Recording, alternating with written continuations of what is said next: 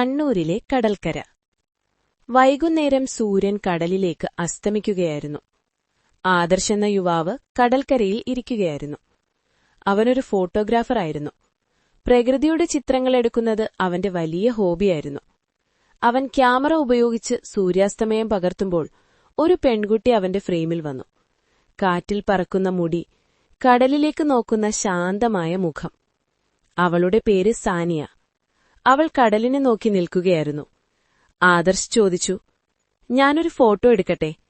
അവൾ ചിരിച്ചു, "കടലിന്റെ ഫോട്ടോ എടുക്കൂ, എന്തേത് വേണ്ട." പക്ഷെ ചില നിമിഷങ്ങൾക്ക് ശേഷം അവൾ തന്നെ പറഞ്ഞു, "ശരി, ഒന്നെടുക്കാം." അതവരുടെ ആദ്യ പരിചയമായിരുന്നു. അന്നു മുതൽ അവർ ദിവസവും കടൽക്കരയിൽ കണ്ടുമുട്ടാൻ തുടങ്ങി. സാനിയ ഒരു ട്രാവൽ ബ്ലോഗറായിരുന്നു. അവൾ ലോകം കാണാൻ ആഗ്രഹിച്ചു. ആദർശ് അവളുടെ കഥകൾ കേട്ട് സന്തോഷിക്കും. ഒരു ദിവസം സാനിയ പറഞ്ഞു, "എനിക്ക് അടുത്ത മാസം യൂറോപ്പിലേക്ക് പോകണം." ആദർശിന് അതൊരു വലിയ വാർത്തയായിരുന്നു. പോകുന്ന ദിവസം അവർ കടൽക്കരയിൽ അവസാനമായി കണ്ടുമുട്ടി. സാനിയ ചോദിച്ചു, "നീ എന്നെ മറക്കുമോ?" ആദർശ് ചിരിച്ചു, "കടലിനെ ആരെങ്കിലും മറക്കുമോ?" വർഷങ്ങൾ കഴിഞ്ഞു. ഒരു ദിവസം ആദർശ് ഒരു ട്രാവൽ മാഗസിനിൽ ഒരു ആർട്ടിക്കിൾ വായിച്ചു. അത് എഴുതിയത് സാനിയായിരുന്നു.